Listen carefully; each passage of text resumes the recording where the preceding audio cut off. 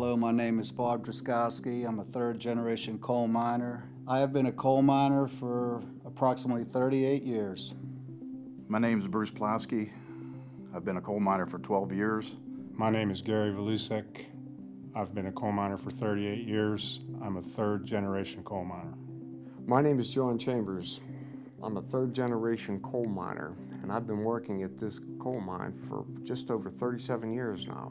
I've been on a mine rescue team just short of those of 37 years. My name is Almond Tressler. I have been on our mine rescue team for over 30, almost 30 and a half years. I've been on the mine rescue team for 10 years. I've been on a mine rescue team roughly 28 years. I've been involved in mine rescue for 21 years.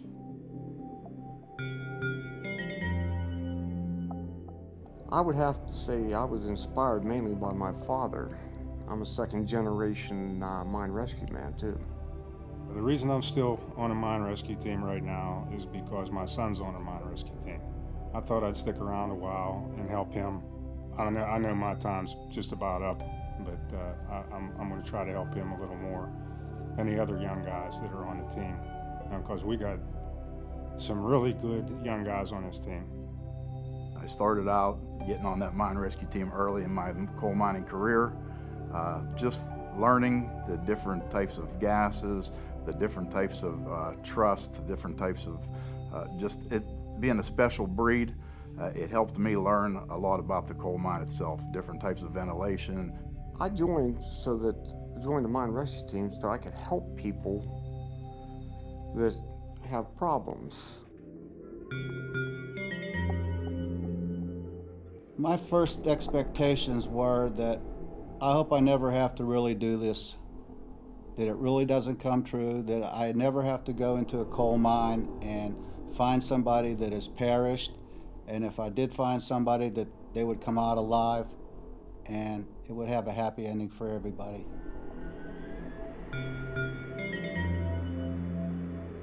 The first thing I learned was these guys are very serious about mine rescue. One of the first things I learned after I joined our mine rescue team was the chemistry and the camaraderie of getting along with people. Of course, in life you have to do that, but it's a tighter group of people that you get along with. Being on a mine rescue team has, I believe, made me a better coal miner. I'm very safety conscious. I watch out for everybody. I believe in the littlest thing, whether you got your leg bands on, whether you have your glasses on, all the safety things that these companies offer you, you need to use. My training makes me think more, just almost in every situation where that you're working, that you're looking, you look at things different than you did before. You are always looking out for the dangers, and if there is some thing that's underlying, which there always is because you can get hurt at any time, that you would want to hopefully prevent yourself or the person or persons that you were with, that they would not get hurt also. How could you possibly go into a mine and not be prepared? It would be like playing football and not having a football for the game. Any day you show up for training, you should try to maximize the time that you're there and do everything you can to improve your skills, to become a better team member, because you don't know when that bell's gonna ring, and when it does, you might have to answer. And I'm confident that the team members that I have, that I will be around, will be ready, because we try to take advantage of every minute that we can in training to prepare just for that day that you hope never comes. Well, there's no doubt that when you get into a real mine emergency, you have to react more than think. With the training that we've had, hopefully we can just, our teams will be able to just react and do what is necessary. Training for a mine rescue guy is the most important thing. It's everything. It's being prepared. The more information you have to prepare you for different scenarios or situations has been great for me, because knowledge is power, as they say, and the more you know, the better it is, and you can help other people and share the information. Just take it very serious, because you may think at the time that it is not going to apply to you, or I may not see this situation or whatever, but everything I have found out in my lifetime applies somewhere, somehow. You have to be prepared for what you should do and what you should not do. And if you don't know that, you're going to jeopardize yourself and all your teammates in what you're trying to accomplish. Please take it seriously. It's a lot of fun at times, but it's a lot of agony at times. Take your training to heart. There's a lot of teamwork involved. I mean, it's all teamwork, and it's all knowing your team members. And when you answer, you have to be ready. A mine rescue trainer is under a great deal of stress, knowing that they are above to train those mine rescue team members to go out in an actual event. You know that they could be possibly putting their life on the line, and some could be family members. So that becomes very stressful to a trainer, knowing that your own family could be involved in it. Whenever I put my machine on, it is just second nature, because I've wore one for so long now, but I am thinking that I am protected going into whatever environment. There's still apprehension that I'm so nervous about going into a place, because in your mind you think, well, it's low oxygen or whatever it may be, yet I feel that I have this barrier, that this machine that I wear, that I'm protected and it's functioning fine. And of course that goes back to the training and just knowing the operation of your machine and testing it. In an actual event, a coal miner is trying to get out of the coal mine. Mine rescue team members are going into the coal mine to rescue them. I've been involved in my life in 2 mine fires. One had a good ending, one didn't have a good ending. 2 people perished, and that was a real sad thing for me. Thought a lot about it. Before I went into my first mine fire, I was very nervous. I was anxious in a way, but very nervous. Didn't really know what I would do, what I would encounter. If people say they're not scared, I find that hard to believe. Probably what opened my eyes wide was one of the times when we went under to a mine fire, and just the reality of it, what it's all about, the heat, the dangers that are there, that everything that you need to keep your eyes open for, and let your training that you've taken all your life just come into play. When you have training, not even for a mine rescue team, but for all miners, about donning your SCSR and staying together, tethered on a line, going off on your own, that's not the thing to do. Things you learn and do at a contest are not going to be the same if you go to a live event.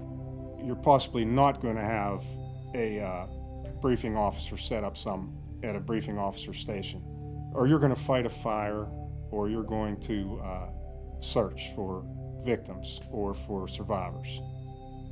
I was at a real live event where there was a fire and fatalities. The biggest thing that bothered me when I went to the event was that I was, you don't know what you're going to go up against. There could be a lot of confusion.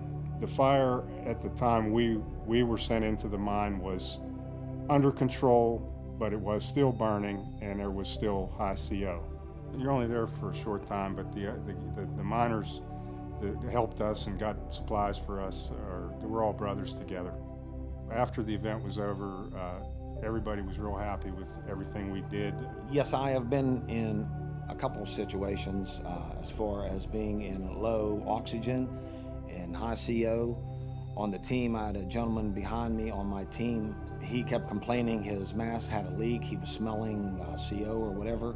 And I turned around and his face was almost beet red, and it scared the heck out of me. And I remember taking my hand and smacking it right on his face mask to make sure that he got it tighter and everything. But of course, then we retreated back to the fresh air base and everything. But it was just a scary moment. You know, people think that you're crazy because you're going into a place where the danger is, and you have nothing in it, but you want to go in and render assistance and help or any way you can, whether it be just physically helping someone or protecting the place where people work. Because in a mine, if it's on fire or there's danger there, let's face it, there's anywhere from 100 to 300 to 500 people employing there, so there's livelihoods, families to support, different things. And you want to always try to do what you can to help out.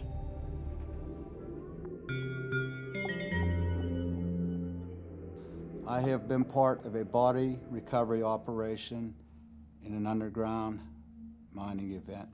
As approaching the victim in a mine disaster, you have a lot of thoughts running through your head.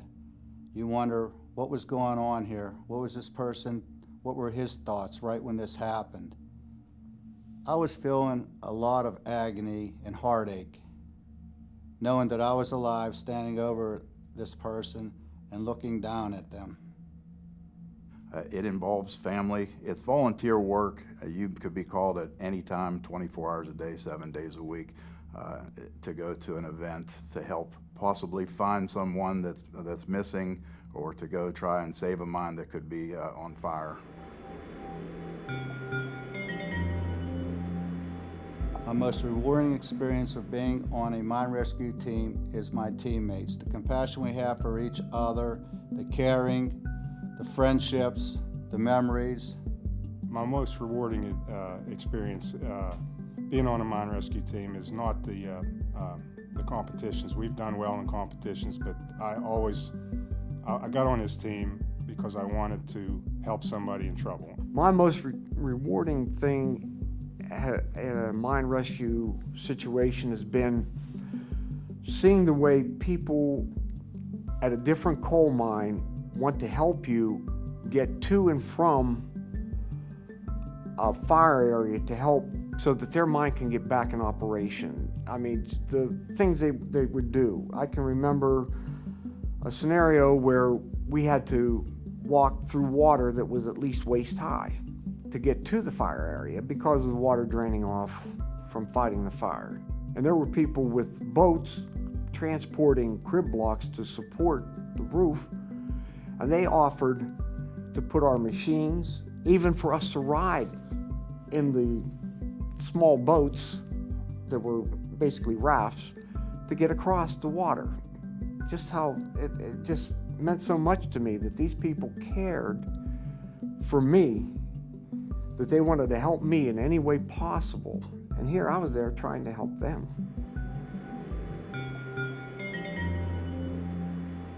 Trust is one of the big things, because the person you're standing next to, whether it be in front of you on the team whenever you're on the line, or the guy behind you, that you have to trust them with your life, which you are, because if something would happen, that you know if you would get in trouble or they would get in trouble, that you would have to take care of them or they are going to take care of you. So it's comforting also with that trust. The trust you build with the guys on the mine rescue team is just something that I feel anybody that I've ever been on this mine rescue team with, I would trust my life with these guys. They are the best of the best as far as I'm concerned. What I tell all the younger team members as they get on, something that I believe in my heart, is that you have to trust your life to each other. You have to work towards the end to get the job done, and at the end of the day, you have to be a family. In the early days of mine rescue, I liked, the friendship we got with all the members of the team. What I like most about being on the mine rescue team now is that I've gotten a lot of friends on different teams, met a lot of different people. If you got a problem or you don't understand something, they were glad to help you any way they can. I would say to any new miner that wants to be on a mine rescue team, first of all, it's a great thing, and the mines need young people involved in mine rescue. To me, there are a few things that you are going to need to have. One is you would have to be passionate about what the situation that you're going to get into if you want to get on a team. The other thing is I would say that you would have to have support from your family, because it takes a lot of that. It takes a special breed to do that. It's not something that's just fun and games. It's very important to help someone possibly survive or to help save a coal mine. Mine rescue team members are looked up to from the community, from fellow coal miners underground. Probably some of the best miners in the world you're going to meet on these mine rescue teams. I guess I can best sum it up by a letter I received when I was at a mine emergency from my daughter, who was only about 7 at the time. She wanted to see me, but she said, "Dad, I understand that you're trying to help other coal miners get back to work so that their family can make money. Step up to the plate. Be part of my team."